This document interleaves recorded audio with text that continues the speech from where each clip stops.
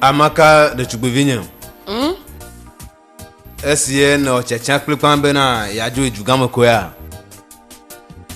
Nusi Komaglo no Enyibena, Port Kujinu and Enibela Fima.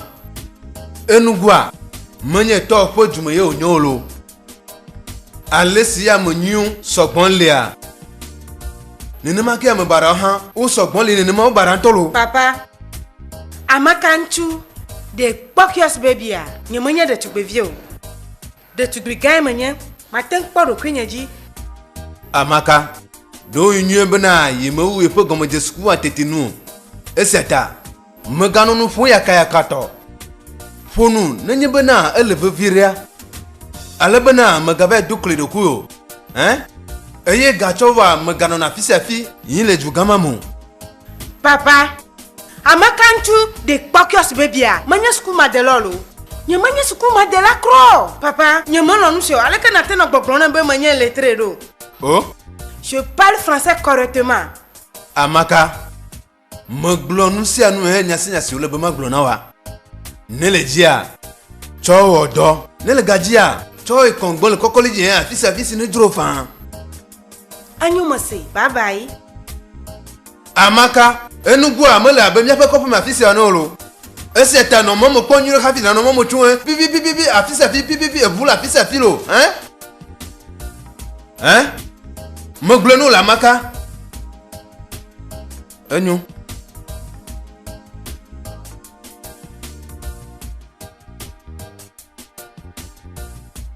Dene we happy le ima. Ah, oh my way, and never modo to gamia. Ma kwa jijore nu olo. Zande kwa na tozu jugama ta. Hey. Amakanchu the Pokios baby. Yema. Tare to gamma. Ma kwa jijore nu olo. Nenyanusia. Macho fion Kobo biwa. O konkumo chau. Jugama fere to bio. Miawe nyenwa. Amaka. Hey. Amakanchu. Nele nye drugantalo. Manya. Takema yo. Nemu haya hokwalava. Hey, Amaka. Amaka. Never malio. Yema. Pas de photocopie. Yema. Pas de duplicata. Wow. Jugame vila. Amaka de Pokios baby. Never mal croire. Yeah.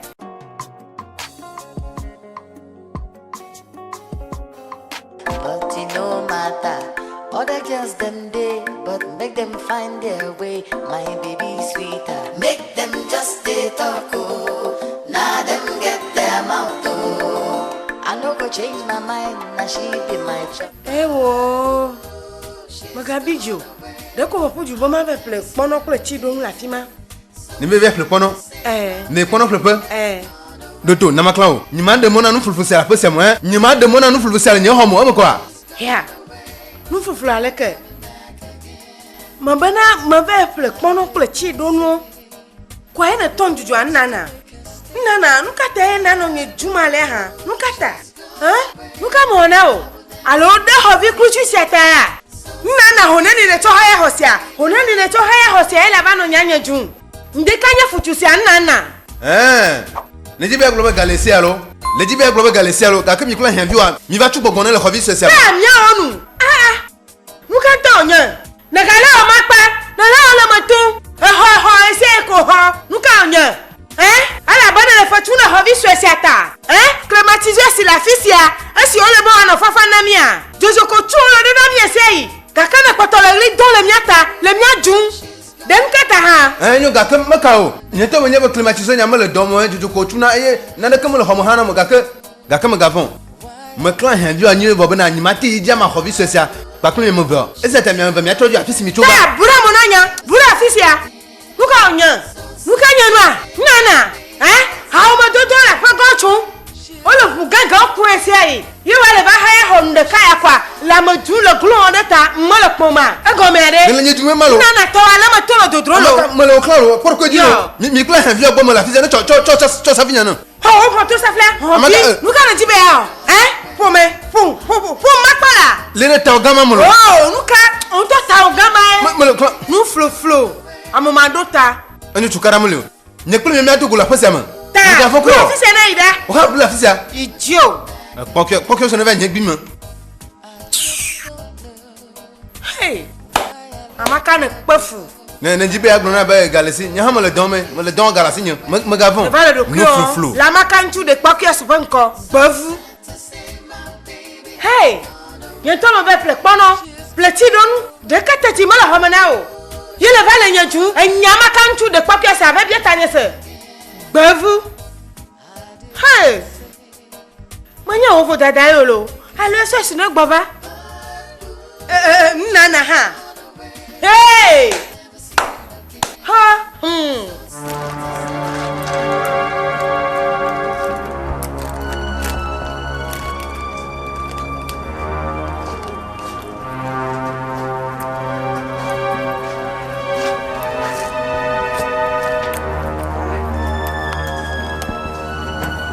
Nuka onya.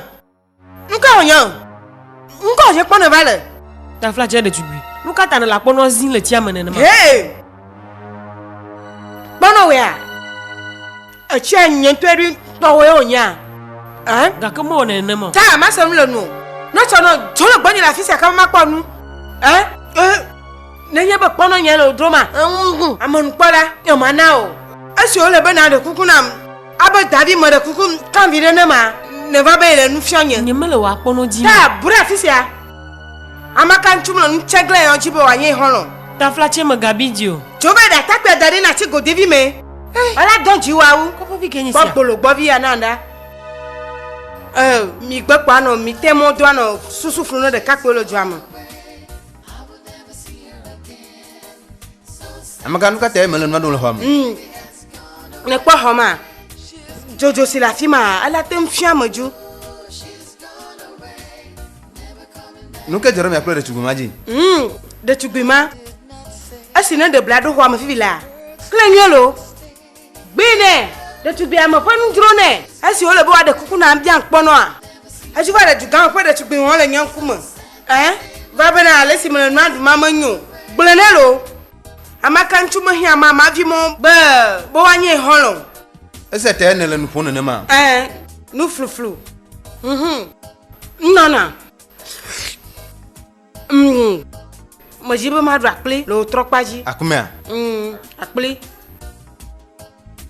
Afika ma te plile. Enyo. Ne le tout mojo je alea. La miaji. Zanre collateur du Simon.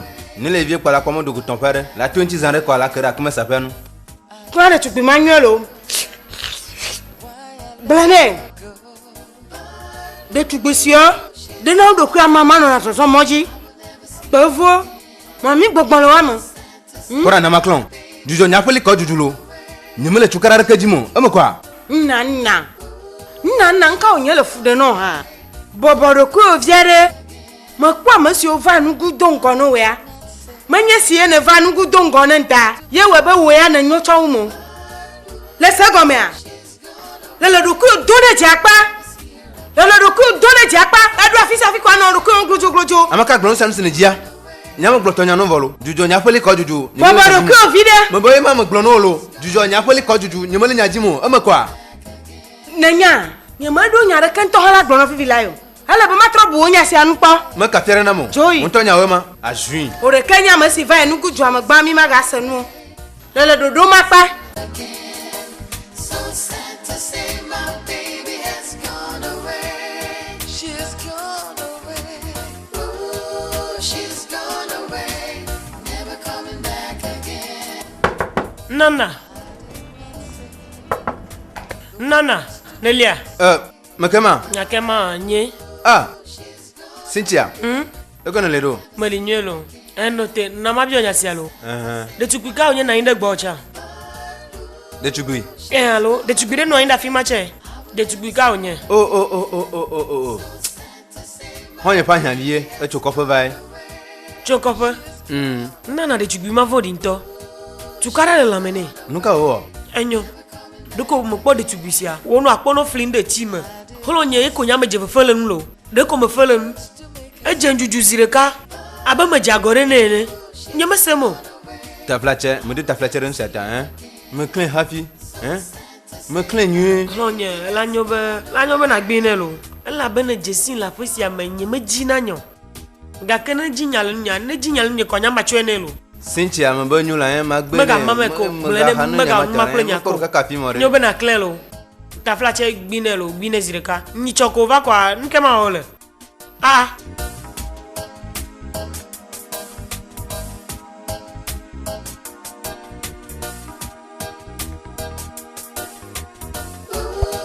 She's gone away, never coming back again. I just don't know. Dona wapono. Nkonye nye Amaka ntu de Pokios. Nyemono na Yamadoton. Nuka matengo na wapono. Ta flashe misana ukwa. Misane. Anyo he nene misana pla de ka. La tête d'un coup la gbalem.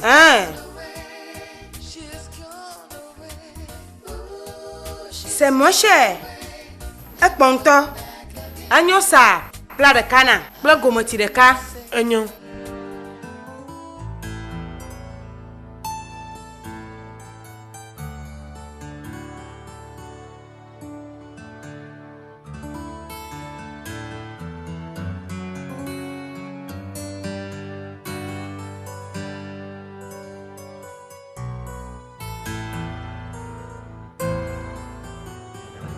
Para de tu biti si afakpa.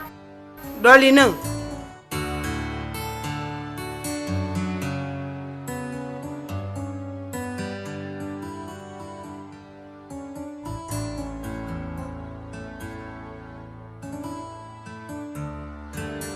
Apono, wa kwente nyesia. Oh, kotoku tombé dit ton plafond. Honani? Kotoku tombé dit ton plafond. Nanu ka ha? Ne nous s'il ne plaît. Fia fito. Ndudu a peu gagné kotoku ton et ye tia dit ton plafond. Hey! Notelo. Dema di movitona wa. Oh, na jibe aba madwa. Pendant ta flatte hefena o ga kotoku tombé dit ton plafond. Hanye mia onu. Bo. Aleka na teba no gabu yo na mvo buele o maji. Manya gase o ngora fisi emo. Mebe la kotoku tombé dit ton plafond na. Okwa si maduna le kopa gase gamea. Le nya honeni si me prene le kopa ya. Hefena no bubu le ntinye simao. Machu nkano. Kotoku nani? Mole nyudo. Ha, nanya change. Sécurité. Sekuinuka. Sécurité.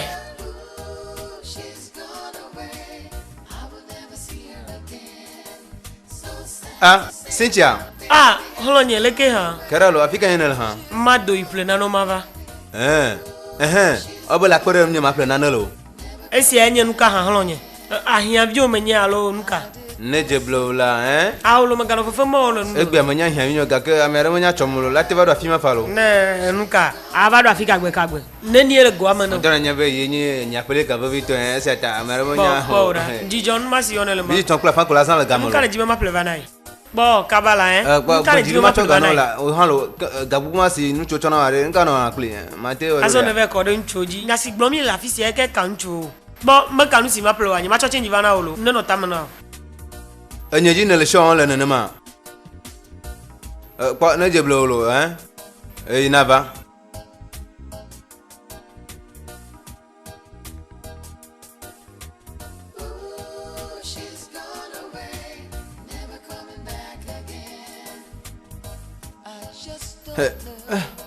Hey. Afika tutu odwe ha. Egbuna be ya do okwa. Ime fi afisi o sana okwa le. Aso no ka teme kwogbo. Muglonya sana loyalo. Muglonya sa pore vima. Gaka gbebe na imado tumu. Kopo vi santwa ma ekwe ma sengo ha.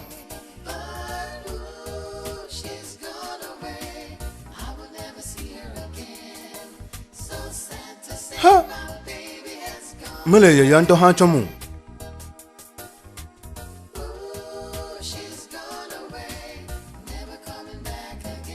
Cho yo alo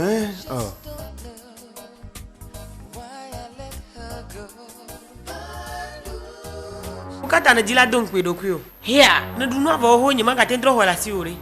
Notelo. Bo, nyaka onye glonde tu bisiale.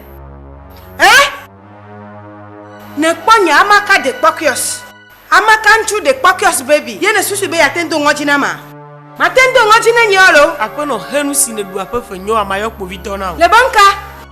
Den kata ha. Amaka. nana kpɔne ndalo woku agbalo si me doa esi me su dzeja me ve tete le kɔƒe wa ɖetugbi sia va le gbɔgblɔ ne be nyi ma tso kotoku ame 3 gbakple naɖe na woku agbalo nuɖua ŋutɔ hã me ɖewo ɖe kaka ɖe o me vivi o nu nyame me le mo be ma tso kotoku ame 3 kple dzivɔ ne yi ok enyo me ne fuma hefe hunene ƒe nu wo ƒle nye ga kotoku tɔ be ye tɔ kple afã nu fluflu tafle tse yi ɖe enyo ma hefe me gatsi mi le afi sia be yole nu sa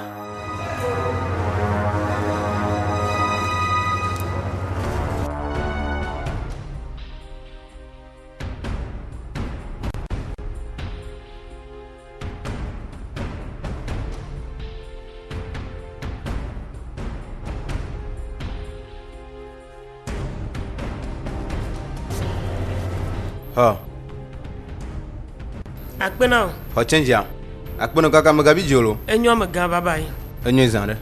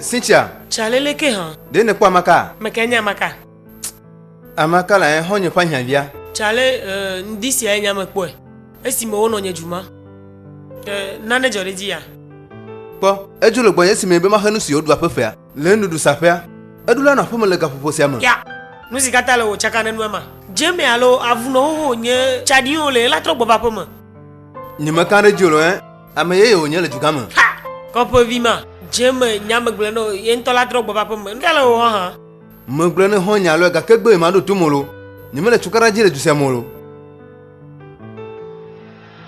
ni me le chukara ji chukaka gbo ho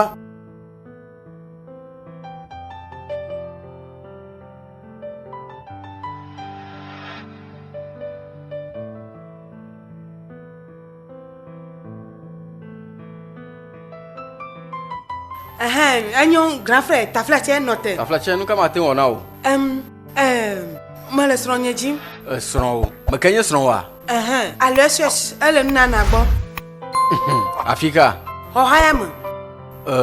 Ta flèche ni me senya signon na liagomu. Me dogo cho sronye pa ma mai plenade. Asi he me 3. Ma bu mo afisi afiju dinonwe. Aba esi ne po na mo ta fiare. Ko ka kala de kan fuma. Nyemanya nya se onye gbon lo. O he mo le mo nya na so de ha. tugui. Ale enu ku pe ya. Poto amele ka Cynthia le je si Cynthia la pe me a. Ma unye.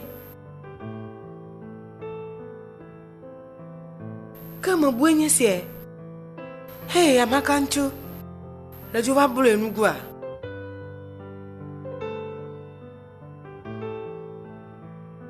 Amoka tutu ya pe me ale kama le oge.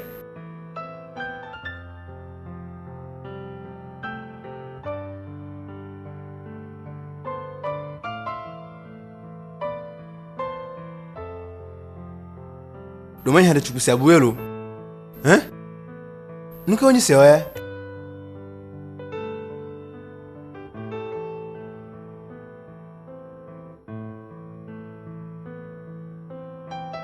Allô. Asa nyimela no sinele joma gomo semolo. Nana. Nu sinele jojoma alaka nuka onya. Ahia bi wa mala pamo, enyimenya le si hama de gomo no ro. Mala pa ma kafi ojoa. Eglu na bana jibi adu okwa. Ima fie no sape afisi o sana okwa le. Ete poji ji mole popomu. Ima joyi ma yi no sape a. Ma kwa la fima.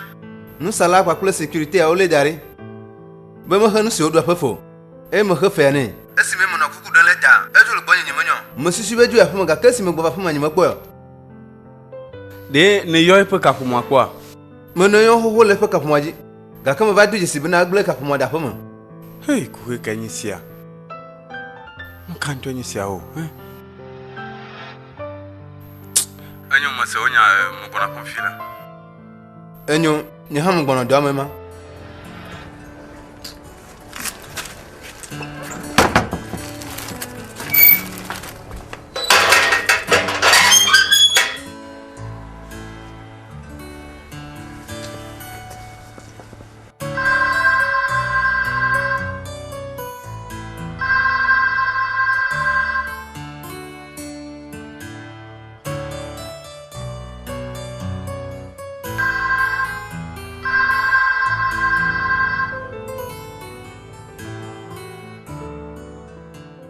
Mukata ye wo ne numaro.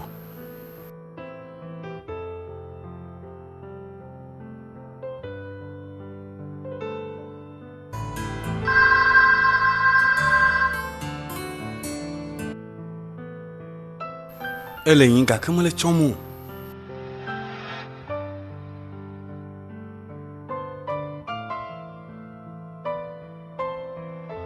Manga tro yo pora bo la chwe ha.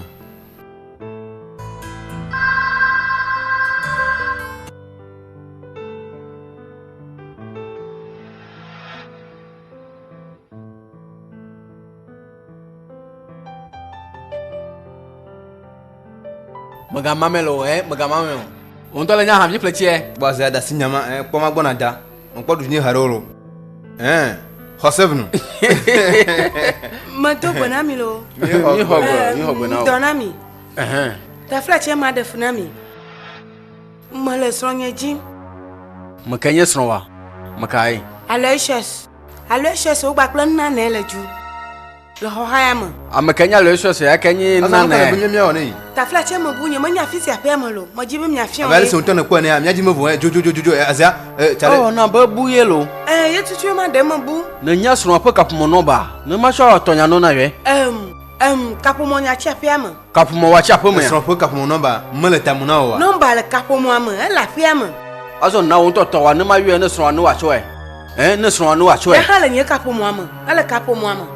Nomba le kapomo ama. Honye de tugusia mele gama mulo. Nka temi jolo nye ju ha. Tu afisa kenele jojo kwa la kwa povito po do po. Povito nka. Fe gbono povito be ibu. Asa dama. Wa kwa madu jolo zoro malo. Aleke da tugu ganya kwa si ala kusi ale ya. Asikwa mama sukuma ile nkudune.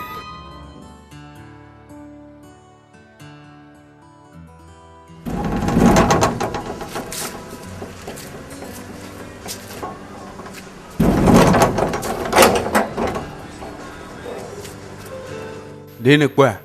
Au. Akwa la fika. Kwa dablana hamu na vaji havi gbada wayiro. Afika watenjo yi. Nyemonyo, lega mawanya.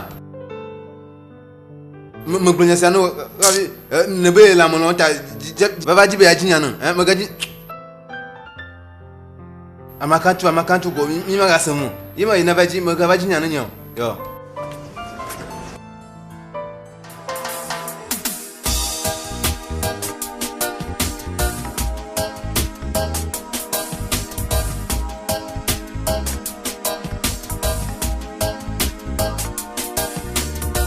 Love was so sweet, she was so right, but we had a little quarrel, you know we had a little fight. Oh, something happened and we... Kuhia apa kanku menyisia? Hah?